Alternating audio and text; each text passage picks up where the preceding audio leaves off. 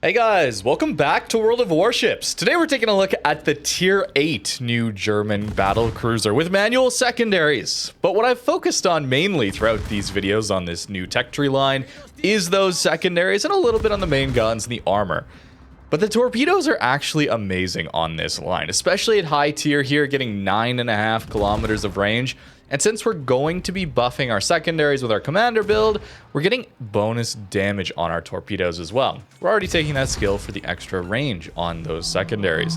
So these torps are very, very good. They're going to surprise a lot of people who will be expecting maybe 6-kilometer torpedoes on this ship. As people get to know them, of course, that surprise will lessen. But around island cover, where primarily you're going to be playing these ships if you're trying to push in. Open water pushing, not exactly the most viable thing in the world these days. So you need to have island cover to prevent the entire enemy team from shooting at you. That will inevitably lead you into situations like this, where you're going to get rushed. Your team loses the flank, and you're last left behind a single island. So we got the torpedoes to back us up here.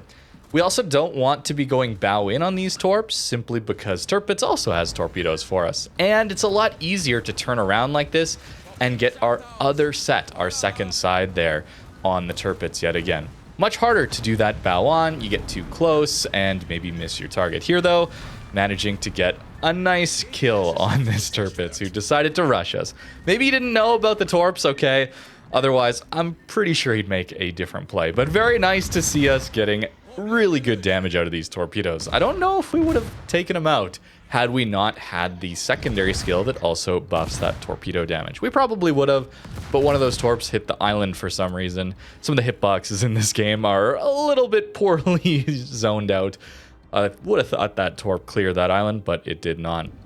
I have some incredible games, 2 incredible games in this ship for you. And I'll be honest with you, I initially thought this ship was quite bad. The Tier 8 loses a lot compared to the Tier 9 and 10. It loses a lot of armor, which we'll look at in port, of course. But secondary DPM, hitting DPM of the Tier 9 and 10 is like 76k at 10 kilometers, where the Tier 8 here only gets down to 48,000 hitting DPM.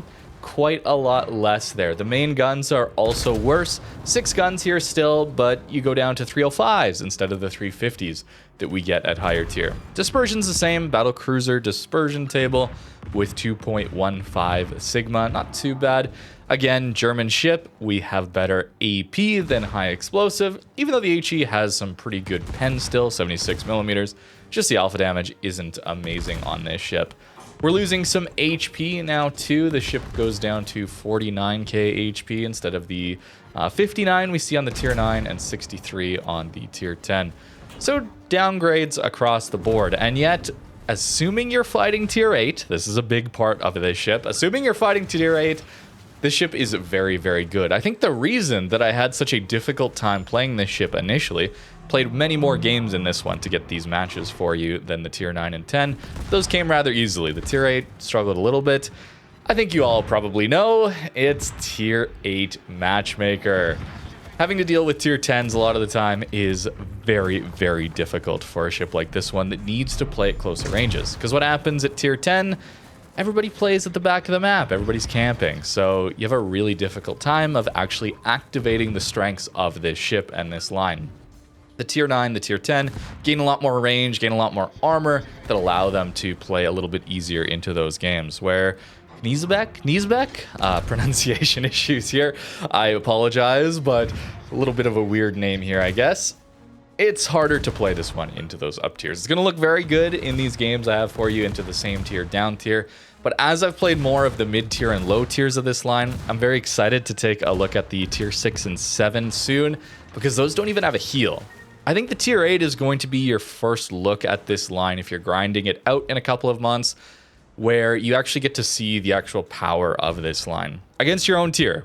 Just know that into Tier 10s, again, it's going to be very difficult. Fast damage control is here, helping us a ton against the fires. And we're going to get a lot of potential damage in this one because we have 30 millimeters of armor, upper belt deck armor, allowing us to auto bounce 406s, which we are primarily fighting against at our own tier. Torpedoes landing another one in on this NC, and they have enough range, hopefully, to maybe collect that Harlem as well. Playing around island cover, again, just so important here. If you're not used to this brawling playstyle, it's going to be very, very difficult. You are not a battleship. I noticed that at the tier 9 and 10, of course, playing it like a battle cruiser. We can't play this like a Libertad that can just walk into the enemy team for free. Or a Scheer, a new example of that. Valparaiso as well. You got to be careful still. And certainly the tier 8 here, we also need to. But if you play your cards right, you definitely can get some really, really good games out of this one. We also are going to get both sides of our secondaries going. And when you're using manual secondaries, that's the 4 key here, you cannot fire secondaries off both sides. All the secondaries will try to aim where you're aiming. And that means you're going to lose a little bit of DPM if you're in a situation like this. However, I did want to finish off his Rochester. It's much more effective, especially these closer ranges, mid-ranges, when you use your manual secondaries, simply because they aim for center mass. They'll aim waterline in the very center of the enemy ship. And also, they won't take into account any maneuvering. So secondaries will often miss in those situations, or at least shatter because they're not hitting sections of the ship they can actually do damage to. Now this ship on its secondaries still retains the 150s as well as the 128s.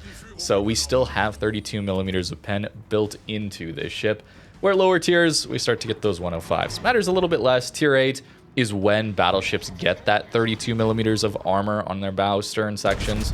A lot of upper belts like that as well. So it's nice to have that here, not needing to take IFHE. It's very expensive on cruisers. It's 4-pointer. It's not a 2-pointer like we see on battleships. Our firing angles are decent here. We actually get 40 degrees forward and backwards for all of our secondaries. It certainly drops off though very quickly. We can only fire like a couple guns forward at like a 30-degree angle. So you definitely need to give enough broadside that you can take a lot of damage. You're not in those auto bounce angles to use all of your secondaries. But for the most part, you should be swinging back and forth to try and juke some shells, dodge a lot of incoming fire. Z23 in his smoke here. We have a 6-kilometer hydro here at tier 8. It's a bit of a German line feature, but it is very, very nice to have here. If you're a pushing ship, having these hydros is absolutely crucial to avoiding torpedoes, because we just do not have very good torp protection at all. It's 13% here. You'd really, really need to avoid those torpedoes if you want to survive for a while in this ship. Our concealment is excellent, by the way. We get like 11-kilometer detect with this thing fully built. And our secondary range is 11.5. So that allows us to almost always have our secondaries available to us when we get spotted by an enemy ship that's not a destroyer. Something opens up at us that's also spotting us, we probably have the range to hit them. And then in manual mode, 12.4, 0.1 of a kilometer off of tier 10 secondary range, the improved range that German and French ships get. That's a lot for a tier 8, getting ourselves an E here, and look at that torpedo damage. Certainly carried us in this game. I did run the test that I've been doing with this line in a training battle, where we try and take out 3 Republics as fast as we can. Aiming for fires, aiming for sections of the ship is a great way to get more damage. I did more detailed tests with the tier 9 and 10. Certainly it's slower with this ship than the tier 9 and 10, but it's a little bit quicker than the automated secondaries, I believe. It's not bad, okay? It's slower still than the tier 9 and 10. It doesn't have the absolute DPM we see on those 2 ships, and that's a good thing, by the way, okay? Sure, it's a downside compared to them, but we're a tier 8. Let's keep in mind, we can fight down to tier 6 ships with 12.4 kilometers of secondary range. Now, we're able to auto bounce some battleship calibers at our tier. But what about HE? We're going to take a lot of damage here. I make a very clear mistake here by pushing open water, hoping I can get to the island cover, but that was not to be. Most of my team has left this flank, understandably, I guess. Most of the enemy team has come to this flank. So misplay off the bat, but we're still going to get a good game out of it. Just want to mention, though, that these aren't the all-powerful line that maybe some of the matches I've shown you lead you to believe. It's very easy to lose all your HP, especially as we get to these lower tiers in these ships. At closer ranges, that's where the armor starts to shine at tier 9 and 10. And our upper belt here is only 30 millimeters of armor, where tier 9 and 10, it's 90 and 100 millimeters. So we start to shatter a lot of HE. We also can't be overmatched by any battleships at those closer ranges, at least in the upper belt. Bow stern are still a problem there. But you'll notice the armor does get a lot better at that tier 9 and 10, so it's worth mentioning. that the tier 8 isn't quite as tanky at those closer ranges. Longer ranges, it does feel quite similar, but still not great. Obviously, with 30 millimeters of armor only, we need to be using that island cover to get close, and we need to be picking our fights intelligently. If something overmatches 30 or has a ton of HE DPM and can get at you very easily, you're going to go down very, very quickly. Mostly using my secondaries here into this bliss, and the damage is very, very high. It's so flexible. You always have guns firing on any side of your ship. There's really not a surprise going to get you in a situation like this. And you can aim them, so the secondaries don't just dunk into the water. Since all guns in this game operate on a dispersion ellipse property, if the aim point is the center mass water line of the enemy ship, well then half of that ellipse would be in the water underneath or closer to you from that ship, right? So that's why we got to aim a little bit higher. We want the maximum possible area of that ellipse on the enemy ship, so we get the most hits possible.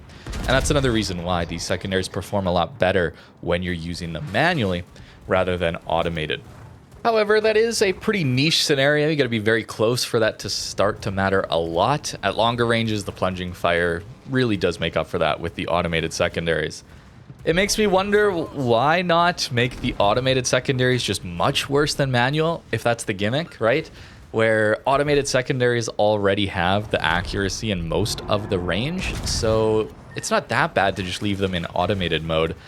You know, if I was designing this, I would certainly change that. I think that would be very interesting wargaming, to have massively nerfed secondaries if they're automated. Way worse range, way worse accuracy. Maybe buff the accuracy in manual mode even a little bit further, but then massively nerf the DPM. So you're rewarded for aiming well and using them manually to get the damage. Otherwise, they hardly hit anything, they hardly activate when they're automated. I think that would be interesting. I don't know. But as it stands, I've seen a lot of comments below the initial videos on this line, the tier 9 and 10, and I agree with you guys. There's not always a lot of point in using the manual mode outside of it's fun. And you know, sometimes that's all that's required, right? Maybe we don't need it to be more than that, but given that the automated secondaries are most of the way there to manual, especially at longer ranges, they certainly perform pretty similarly. Maybe we could have changed that up a little bit, and had more of a benefit when you're in manual, or more of a downside when you're in automatic. Because I think that's the cool part about manually controlled secondaries, is that there's a player in control of those weapons on the ship. It's not just automated aura damage. It's a lot of DPM still, certainly, at close range against these things when you're fighting them. But at least a player's in control of that. I think that's a more interesting element of it. Close range here again, manual makes a huge difference because I can aim for that superstructure. Otherwise, so many of those shells would have just hit him in the belt armor and done 0 damage. Now, Torps finish him off there anyway, so it wouldn't have mattered too much, but it's still nice to have that as an option. Also, if your main guns start to troll you, you still have that option for those secondaries to come in and get some more consistent damage. At closer ranges, if you're trying to brawl, you need consistent damage. You know, this is a carrier, so he's very defenseless in this situation, but there's a lot of times when I'm pushing in a battleship and I push around a corner, I need that salvo to do massive damage. Otherwise, my push becomes a very questionable decision if the ship I'm pushing a corner manages to live with taking very little damage. Maybe my shells go short, maybe I get trolled on dispersion, maybe I just aim poorly, okay? That certainly happens too. But having secondaries like this to help guarantee some damage in at these very close ranges allows so many more plays to be viable. Otherwise, it becomes a bit of an odds game where I have to decide, okay, most of the time I will take this enemy ship out if I push this corner, but what if I don't? Suddenly I'll lose my ship because the Torps will get me, or I'm just stuck in a bad situation then in a crossfire. And then I get pretty frustrated when that rare opportunity goes amiss. So pushing in becomes this idea that, well, if I stay at the back of the map and camp it out, I never assume that risk that, well, I could either one-shot and do a fun close-range play, or on the downside, I just lose my ship. At long range, you never have to worry about that. And maybe that's why we see a lot of camping. I'm not sure if that's the way, but sometimes I feel that myself when I'm playing, is I should have just camped it out, because then I can keep my guns firing for more of the battle. Maybe I rack up more damage, and I never have that risk of my salvo whiffing or something like that. The secondaries, especially manual secondaries at close range, allow me to make more of those plays. I hope that makes sense. Maybe I didn't explain that particularly well, but having multiple tools to deal with multiple problems at close ranges is extremely helpful. Now, I went into this thinking that maybe the tier 9 and 10 would be the only ones worth playing. We often see that, or sometimes we'll see that with new lines where the mid-tier and low-tier ships, they're more free XP bait at least until you get to the tier 10. I think a good example of that could be like Seattle as a tier 9 and then Worcester as a tier 10. Stuff like that where, wow, you're not much of an upgrade on the tier 8 and then the tier 10 is massively improved, something like that. Fortunately, I don't think that's the case here. The tier 9 and tier 10 are both very good, so if you're grinding this one in the future, they're absolutely worth playing through. The tier 9 might even tier for tier be better than the tier 10 is at its own tier. The tier 8, though, needs to fight against tier 8s. I think it's very, it can go against tier 9s, I guess, too. But against tier 10, which is very common, see my recent video on Ochakov for that. I had a pretty bad time. I'd have had a pretty bad time playing that thing, always up tiered into tier 10. It's tough as a tier 8 these days. Tier 9 too gets a lot of up tiers, but the power level jumps pretty substantially when you go from the tier 8 to the tier 9. And that's why it performs so much more consistently against its matchmaker than the tier 8 does against its matchmaker. And while the build really hasn't changed as we've gone through the tiers here, it is a bit of a different playstyle we got to worry about just because the armor belt here, this upper belt, 30 and 30, take a lot more HE damage at close range. Certain ships can start to overmatch here, especially in those up tiers. And 120 here is fine. Certainly, it's not too bad. And we still have some turtleback, but it's not nearly as angled compared to some of the higher tier ones here. So we're going to notice that this ship will be taking more damage compared to the tier 9 and the tier 10. It's tier 8 though, right? So when it's fighting its own tier, it's still very well armored, a cruiser with over 50k HP and a heal. Still very good, okay? Still very good, but the playstyle requires you to get close. And those up tiers, oh, those up tiers, they are painful. 305s here are decent still, but 6 guns just don't agree with me. So I did not find myself enjoying them that much, even with the improved Sigma over normal battle cruiser dispersion. The range is okay-ish, but really we're trying to get closer for those secondaries. So it makes sense that we're relying a little bit less on those main guns. Equipment-wise, again, very similar here, going for that full secondary build, getting that extra damage out of those Torps with Pack-a-Punch here. Helps so much. Getting you up to 16.5k alpha damage on those torpedoes is really nice. I was surprised how much use I got out of them in that first game. So really be careful against a ship like this one. Not only for those YOLO pushes against this line, but also 9.5 kilometers of range is quite a lot. We often will see German Torps have 6 kilometers of range for those YOLO pushes, right? But this is much more useful than that.